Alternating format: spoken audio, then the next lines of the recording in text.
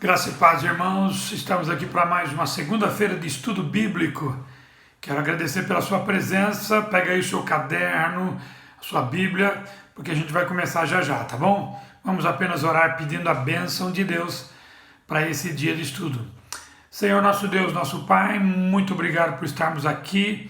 Obrigado por cada pessoa, cada irmão que está aqui conosco para estudar, ó Deus, a Tua Palavra. Nos ajude a absorver o máximo e que isso faça, ó Deus, muita diferença na nossa vida. Que o Teu Espírito Santo tenha liberdade para ministrar na nossa vida. Oração que fazemos em nome de Jesus. Amém. Muito bem. Você já está aí com a posto para começar o estudo. Nós estamos estudando o Evangelho de Mateus e essa é a segunda aula do Evangelho. Nós já fizemos a primeira aula semana passada e eu espero que você aproveite muito bem essa semana. Semana passada nós fizemos o que fizemos com as epístolas de Pedro, se você lembrar. Nós fizemos uma geral primeiro dos evangelhos. Se você não teve a possibilidade de participar, tem lá no YouTube, você pode assistir a aula. Mas só para dar uma geral aqui, eu falei então geral das epístolas, dos evangelhos, falando o objetivo de cada uma delas, e chegando em Mateus, nós percebemos que Mateus tem um conteúdo muito pesado, muito forte na questão judaica. É só você lembrar comigo que o Evangelho de Mateus, por exemplo, ele tem mais profecias ou mais cumprimentos proféticos do que todos os outros evangelhos juntos.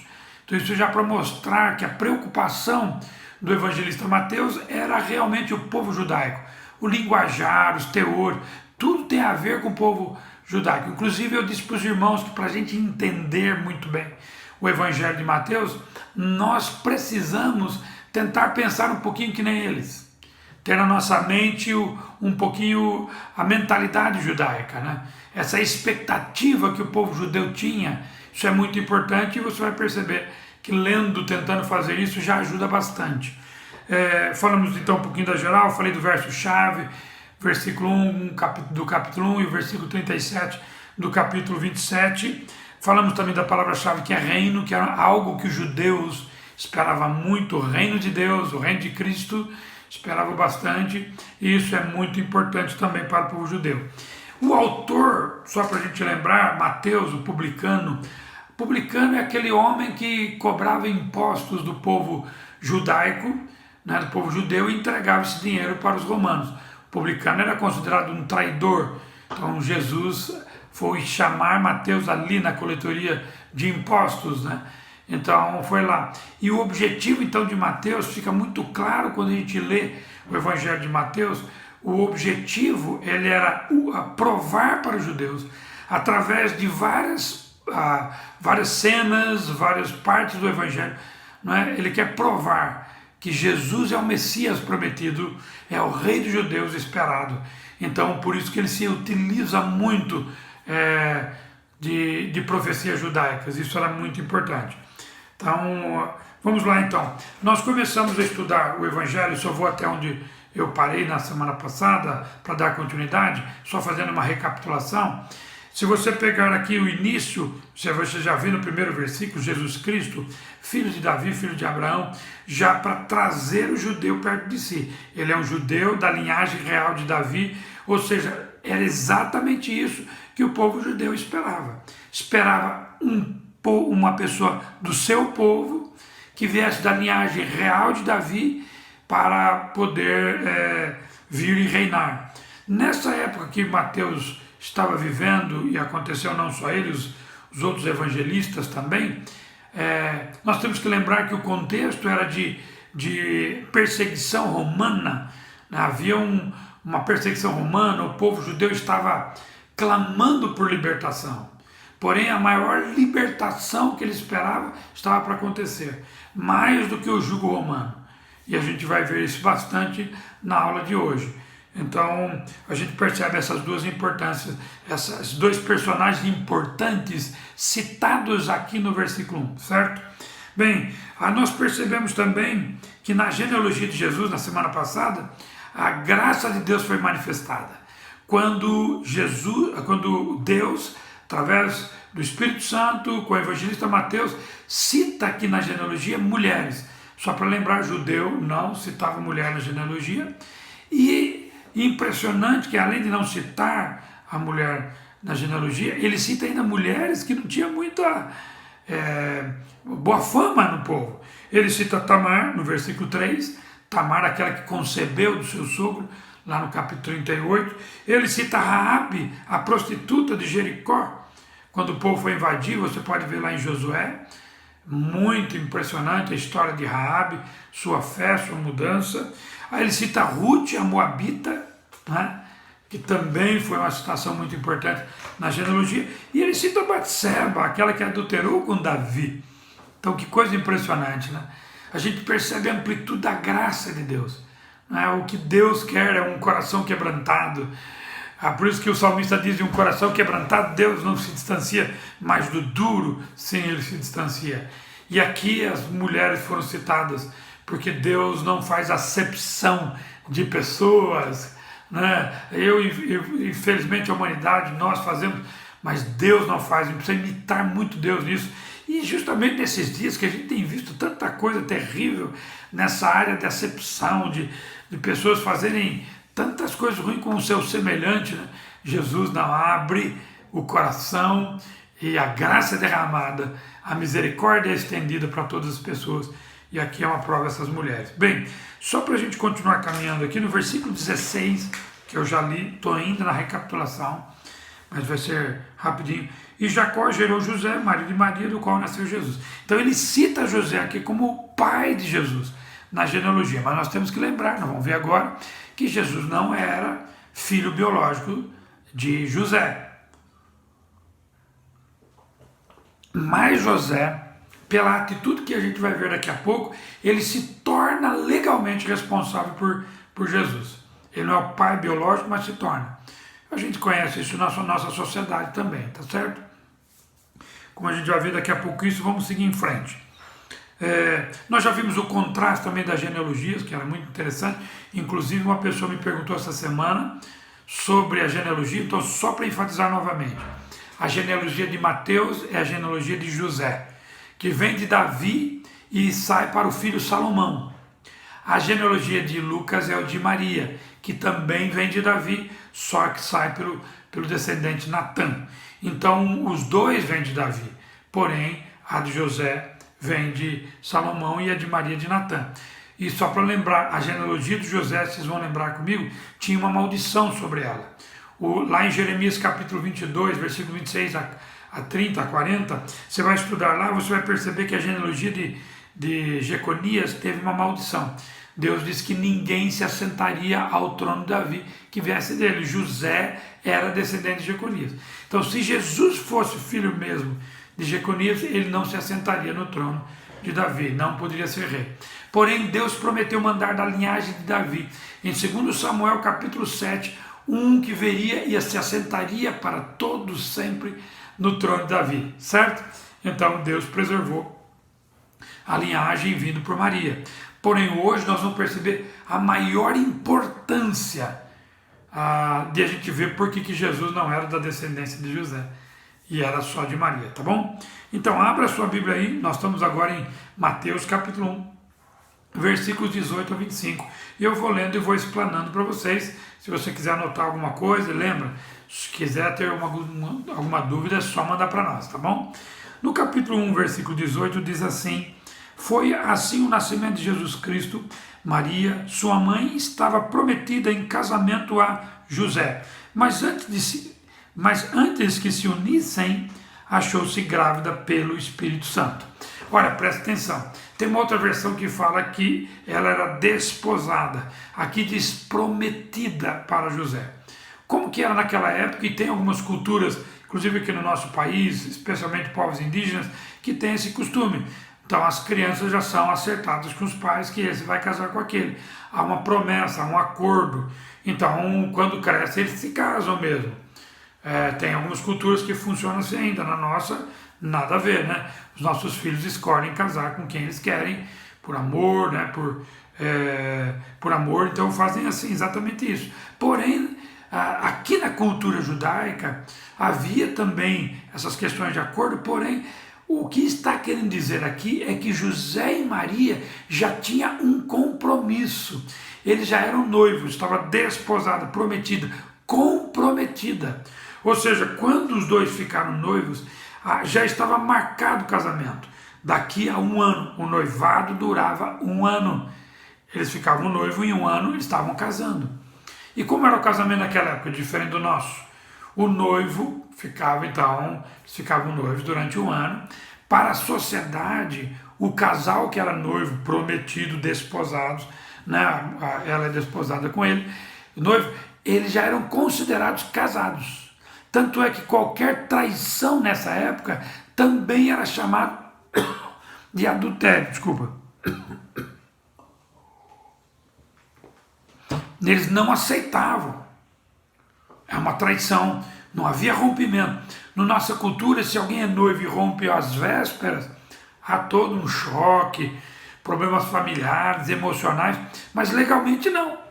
Legalmente não há nada, a não ser que eles compraram alguma coisa juntos, né? Mas senão não há nada. Porém, depois do casamento consumado, no cartório registrado, qualquer rompimento traz problema.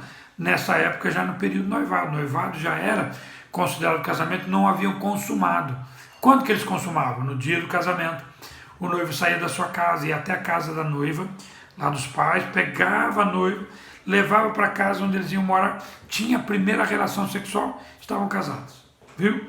Não tinha véu, guinalda, não tinha cerimônia, não tinha civil, não tinha nada disso. Era o ato sexual. É por isso que a Bíblia é tão exigente quanto às questões sexuais, também por causa disso. Porém, José e Maria não. Então, quando José foi essa época que os dois estavam, e olha, presta atenção, eles estavam prometidos em casamento um para o outro, mas antes que se unissem, ou seja, antes que acontecesse o primeiro ato sexual entre José e Maria, Maria se achou grávida.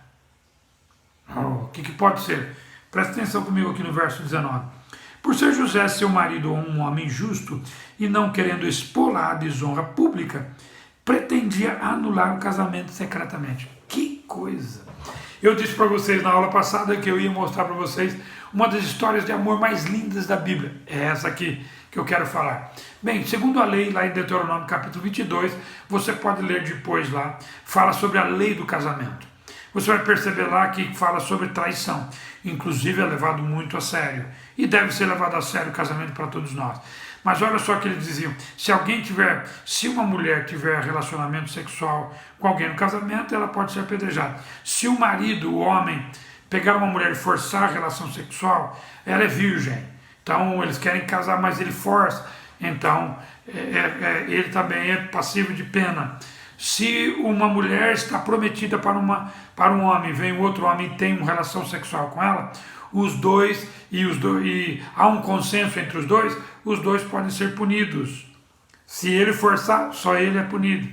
Porque a Bíblia diz, você pode ler lá o texto, se uma mulher que é prometida para a esposa, com alguém, como é o caso de Maria, e for ter relações sexuais com um homem, ela grita, ela tem que gritar. Por que não gritou? Você não gritou porque foi consensual. Ela permitiu, é assim que diz o texto sagrado. Você pode ver lá junto, certo? Continuando aqui no texto interessante, olha só o que diz aqui, no versículo 19. José era um homem justo, era um marido justo. Então ele amava essa mulher. E por que ele amava essa mulher? Olha só o que ele dizia. Ele pretendia anular o casamento secretamente. Antes diz que, e não querendo expor a desonra.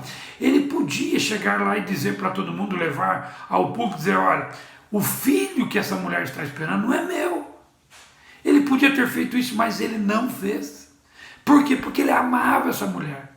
Era direito dele, mas ele amava essa mulher. Ele queria o melhor, não queria expô-la à desonra. Então, enquanto ele estava pensando, dá a entender no texto, que José caiu no sono. Por quê? Porque ele entrou em sonho. Caiu no sono, estava dormindo, teve o sonho, que você vai ver aqui, não é? Olha o versículo 20. Mas, depois de ter pensado nisso, apareceu-lhe um anjo em sonho e disse, antes de eu falar o que o anjo disse, você prestou atenção? Ele estava pensando o que eu vou fazer. Aí ele decidiu, vou deixar secretamente. O que José faria? Vou cair fora. Vou embora. Se eu for embora, ninguém pode falar nada. A única pessoa que podia dizer que esse filho que não era dele era José. As pessoas podiam desconfiar, falar, mas se José não falou, a pessoa ficaria pensando, bom, se o filho é de José, por que ele não assume mesmo que foi errado? Porque mesmo estando prometidos em casamento, esse período de noivado não podiam ter relações sexuais. Não podiam. Então, o que eles fazem? Por que José não veio dizer, se é dele, por que não assumiu, cara? Fez errado, mas assume. Não. Mas se não é dele, por que ele veio falar? Cadê José? Sumiu.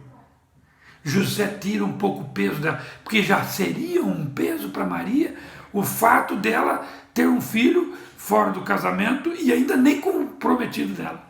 Você está entendendo? Então esse era o grande problema. Então aqui quando José demonstra amor, demonstra respeito, apesar de ele imaginar que Maria havia traído o traído, ele falou, não, eu vou cair fora. Pega no sono. Quando ele tem um sono, aparece um anjo para ele e diz, José, filho de Davi, não tema, receba Maria como sua esposa, pois o que nela foi gerado procede do Espírito Santo. Que coisa, né? Que sonho tremendo. Você imagina que quando está no início do versículo 21, aí no versículo 21 diz, ela dará à luz um filho, e ele vai falar aqui qual é o nome. Você já imagina aqui no versículo, versículo 24, só o início, eu vou chegar lá, mas só para ler para você. Ao acordar, José fez o que o anjo do Senhor mandou. Você imagina quando José acorda todo feliz, ela não me traiu, ela foi fiel para mim. E ele, assim como muitos judeus e Maria também, aguardava a vinda do Messias. Então, quando José ouve essa mensagem, olha só o que ele diz aqui. O anjo fala para ele assim, olha, ela dará à luz um filho e você deverá dar-lhe o nome de Jesus, porque ele salvará o seu povo dos seus pecados. Você pode imaginar? Quando ele escuta essa palavra, ela vai dar à luz a um filho, você coloca o nome de Jesus, porque ele salvará o povo dos seus pecados. Só para lembrar com vocês aqui, Jesus aqui significa aquele que salva. E ele está dizendo que ele vai salvar o povo dos seus pecados. Que coisa importante aqui para todos nós. Não é? Importante para o nosso estudo, importante para o nosso entendimento. A gente tem que lembrar que na Bíblia nome tem muita importância. E ele coloca o nome, o significado de Jesus, porque ele vai salvar o mundo, o meu povo dos seus pecados. E isso é muito importante. E olha o que diz aqui ainda, vou continuar. Ao virem, a virgem, desculpa de novo, verso 22. Tudo isso aconteceu para que se cumprisse o que o Senhor dissera pelo profeta. Olha lá o que diz o profeta. A virgem ficará grávida e dará à luz um filho e o chamarão Emanuel, o que significa Deus conosco. Aonde está essa profecia? Está lá em Isaías 7,14. Ou seja, está fazendo uma referência, que aquela referência messiânica do prometido de Deus, está falando que agora é para Jesus. Então Jesus Cristo é a mesma coisa que Messias é a mesma coisa que prometido. Aquele que salva, o prometido de Deus, ele virá para salvar o mundo do pecado. Deixa eu só fazer uma alusão aqui muito importante. O povo de Israel naquela época estava sob o jugo romano. Eles queriam ficar livres do jugo romano, mas o maior jugo que um homem tem é o jugo do pecado. E esse jugo do pecado, o único que pode libertar é Jesus, porque ele veio para nos salvar desse jugo. Louvado seja Deus. Eu só quero citar para vocês aqui Romanos capítulo 5, versículo 12. Quem estuda a Bíblia comigo sabe. Por que eu quero citar aqui? Aqui vai entrar a parte mais importante, por que Maria não teve contato com o homem antes de nascer Jesus. Por que Jesus foi concebido sem a participação humana? Foi gerado pelo Espírito Santo. Jesus, por quê? Porque quando o pecado entrou na raça humana, lá em Gênesis capítulo 3, o homem e a mulher pecaram, a natureza pecaminosa começou a fazer parte do homem e da mulher, os dois pecadores. Então, quando os dois geram um filho, geram com a mesma natureza. Ou seja, os nossos filhos têm a mesma natureza, citando Romanos 5,12. Como por um só homem entrou o pecado no mundo, e pelo pecado a morte, assim a morte passou a todos os homens, porque todos pecaram. Ou seja, Deus está dizendo que o pecado é transmitido de geração a geração. Você não peca, você não é pecador porque peca, você peca porque você é pecador. Ou seja, você nasce pecador. Vou repetir aqui a frase rapidamente. Você não é pecador porque peca. Você peca porque você é pecador. Ou seja, você já nasceu pecador. Você pode ver uma criancinha, que coisa mais lindinha, fofinha. Tem gente que chama anjo. Não é anjo. Certo? É pecador. Você pode fazer uma experiência. Quem é pai, quem é mãe aqui, talvez já fez, né? Tá lá o seu filhinho pequenininho, bonitinho, né? Você nunca ensinou ele a fazer coisa errada, não ensina ele a mentir, não ensina ele a brigar com o amiguinho, não ensina ele a morder, não ensina nada. Ele faz sozinho. Porque o pecado está na natureza humana. Ela é herdada, passada de geração em geração. Se Jesus tivesse contato com o nascimento fosse normal, vamos dizer assim, né? Normal, natural, então Jesus nasceria pecador. Não, Jesus foi encarnado, o Deus eterno, a segunda pessoa da Trindade, Pai, Filho, Espírito Santo, a segunda pessoa da Trindade foi colocado, foi gerado pelo Espírito Santo. Aquele ente que estava no ventre de Maria, ele era santo não porque Maria era santo, não, foi gerado porque o ente santo foi gerado pelo Espírito Santo, pelo Deus Santo. Então, por isso que ele era santo. Então, aí, aquela geração, aquela gestação, ela começou através, não de uma participação humana. Só para lembrar, Gênesis 3,15 diz que, se você lembra, né, a promessa de Deus sobre o nascimento virginal, né? Quando há uma conversa de Jesus com a serpente, porém inimizade entre ti e a mulher, entre o teu descendente e o seu, este lhe ferirá e tu, ele ferirá o calcanhar e tu lhe ferirá a cabeça. Está dizendo que o descendente da mulher vai vir e vai esmagar a cabeça da serpente. Ou seja, não tem participação humana, é da mulher somente. Isso é um cumprimento profético muito, muito importante. E aqui a gente vê isso nesse texto. Então essa é a parte mais importante, porque Jesus precisava nascer de uma virgem, para não ter contato com o pecado. Porque para a única forma dele salvar a sua vida e a minha, é ele não ter pecado. Porque um pecador não pode salvar outro. Mas um santo pode, e esse santo, o único que pode. E o único que é santo é Jesus Cristo. É por isso que nós só adoramos Jesus. Porque o único santo é Jesus, certo? Olha só o que diz o texto aqui. Se você tiver uma pergunta para fazer sobre isso, escreve lá, manda um WhatsApp para mim, tá bom? Olha só o que diz aqui. Então a virgem vai dar a luz e tal. Tudo isso aconteceu para que se cumprisse o que fora dito pelo profeta, verso 22. Olha o 23.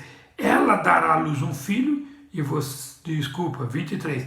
A virgem ficará grávida e dará à luz um filho, e o chamarão Emanuel, que significa Deus conosco. Certo? Ao acordar, já disse que era lá Isaías 7,14, né? Ao acordar, José fez o que o anjo do Senhor lhe tinha ordenado e recebeu Maria como sua esposa. E olha o verso 25, mas não teve relações com ela, enquanto ela não deu à luz um filho. E ele lhe pôs o nome de Jesus. Ou seja, a vida matrimonial, íntima, relação sexual entre José e Maria não aconteceu durante a gestação de Jesus sobre o ventre de Maria. Porém, depois, sim, os dois tiveram relacionamento sexual normal, como marido e mulher, inclusive Jesus teve irmão, certo? Foi vida normal, mas até aquela data, Maria se permaneceu virgem só depois do nascimento do menino, certo? Ok, muito bem. Muito bom, vamos para o capítulo 2 que eu quero introduzir aqui, que é muito interessante. Olha só o que diz aqui, versículo 1, capítulo 2. Depois que Jesus nasceu em Belém, da Judéia, nos dias do rei Herodes, magos vindos do Oriente chegaram a Jerusalém. Eu vou ler só o versículo 2. E perguntaram, onde está o recém-nascido rei dos judeus? Vimos a sua estrela no Oriente e viemos adorá-lo. Quem são os magos? Bem, quando você olha na palavra no original, magos são realmente encantadores, feiticeiros. Mas também esses magos aqui, quando você estuda a história da Mesopotâmia, de onde eles vieram, os magos também eram astrônomos. E pode colocar também astrólogos. Por que astrólogos? Qual a diferença dos dois? Astrônomo estuda os astros.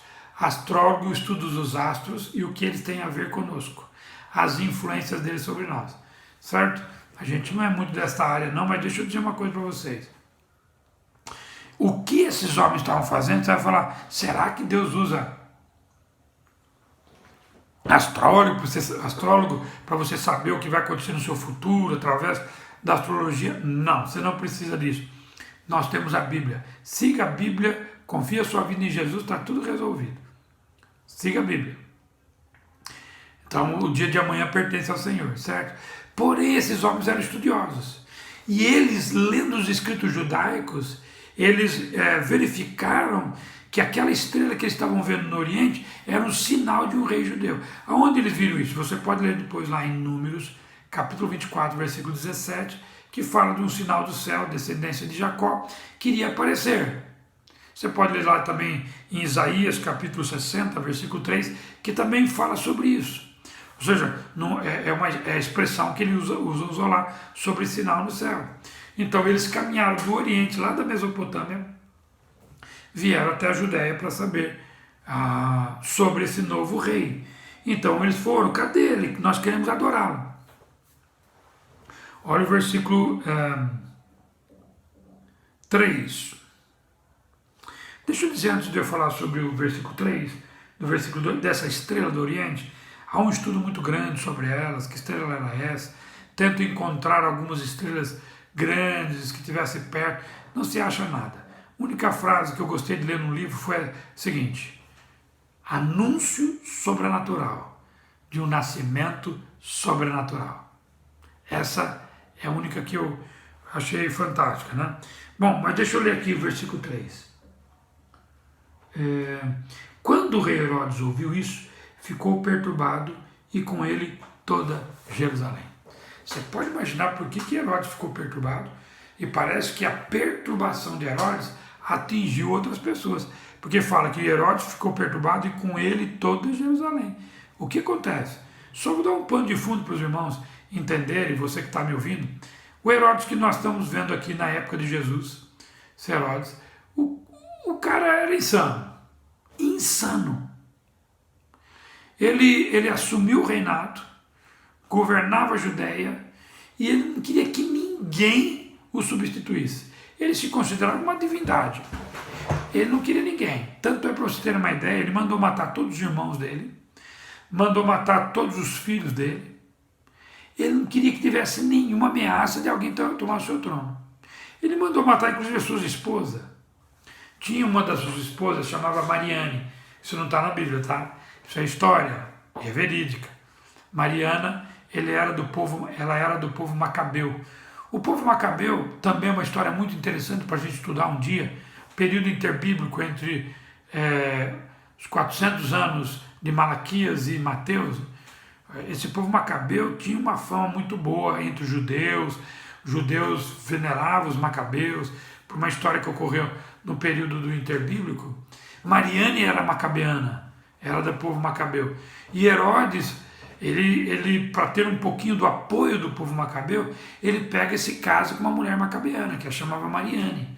Aliás, Mariane era a esposa mais amada por ele, mas ele mandou matá-la também. Então, um homem tão insano que manda matar todo mundo ao seu redor, dá para se perturbar. Imagine, se ele está bom, né? Se ele está bonzão, ele manda matar. Imagine ele ruim. Então, Jerusalém estava agitada, Herodes estava nervoso. Por quê? Porque foi anunciado que um rei havia chegado. Ele já não queria ameaça, agora tem. Mas ele usa de politicagem. O que ele faz? Olha no versículo seguinte. Tendo reunido, verso 4, tendo reunido todos os chefes do sacerdote, o povo, dos sacerdotes do povo, e os mestres da lei, perguntou-lhes onde deveria nascer o Cristo. E eles responderam, em Belém da Judéia, pois assim escreveu o profeta, mas tu, Belém, da terra de Judá, de forma alguma és a menor entre as principais cidades de Judá, pois de ti virá o líder que, como pastor, conduzirá Israel, meu povo. Coisa linda, né? Está dizendo que, aqui uma profecia de Miqueias, capítulo 5, versículo 2, que da cidade de Belém vai vir aquele, como ele diz aqui, que vai governar, versículo 6, né? Que vai governar, que vai conduzir o povo de Israel. Então o povo de Israel esperava o Messias da linhagem de Davi nascer na cidade de Davi, que é na cidade de Belém, certo? Herodes continua. Então Herodes chamou os magos secretamente e informou-se com eles a respeito do tempo exato em que a estrela tinha aparecido, e enviou-os a Belém e disse: vão informar-se com exatidão sobre o menino, e logo que o encontrarem, avisem-me para que eu também vá adorá-lo. Ele não queria adorá-lo, pode ter certeza. Ele queria dar o fim. Bem, nós temos um probleminha aqui. Talvez você já viu algumas vezes os magos na manjedoura, né, levando os presentes, ouro, incenso e mirra, que você conhece. Então não é. Os magos não foram para a manjedoura. Quando você lê Mateus parece que sim, mas não. Você pode depois ler Lucas capítulo 2, você vai perceber que quando os magos chegaram, eles foram na casa. Se eu não me engano é Lucas, depois você lê Lucas 2, 12. Ao entrar em casa. Então deixa eu dizer para vocês, quando você lê criança recém-nascida aqui, não é o termo de recém-nascida que nem nasce mesmo logo, não. Já é uma criança um pouquinho mais crescida. Alguns comentaristas dizem que Jesus deveria ter em torno de 2 anos aqui já. José amava Maria. Você acha que ela ia manter Maria no estábulo, cheirando animal? Não. Assim que ele conseguiu encontrar uma casa que pudesse levar sua esposa e agora o filho, então, não, agora não. Aliás, deixa eu até dizer, não sei se eu dei essa ênfase, quando José foi buscar Maria, ele calou a boca de todo mundo, né? Eu cuido dessa aqui, eu vou cuidar desse filho, se é meu, não é meu, isso aqui é um problema meu. Então José falou, não vou deixar o meu filho aqui no estábulo. Ele levou então para uma casa, então estava numa casa, tá bom? Então quando eles entraram lá. E outra, não eram 3 reis magos, existe uma tradição cristã que eram 3 reis magos, até o nome deles que dão, mas não eram 3, certamente não eram. A viagem era longa, o trajeto tinha pontos perigosos, não ia viajar somente com 3, ia viajar uma comitiva, ia ter mais gente junto com eles. Então era muito mais de magos. Eles falam de 3 reis magos por causa dos 3 presentes, ouro, incenso e mirra. Então tem 3, mas não eram 3, nem a Bíblia fala, você pode olhar lá, que a Bíblia não fala, tá bom? Nós estamos aqui no versículo 7, então versículo 8, enviou para Belém. Olha o versículo 9, depois de ouvirem o rei, eles seguiram o seu caminho e a estrela que tinha visto no oriente foi adiante deles, até que finalmente parou sobre o lugar onde estava o menino. Interessante, né? A estrela os levou até aquele lugar onde estava o menino. Quando tornaram a ver a estrela,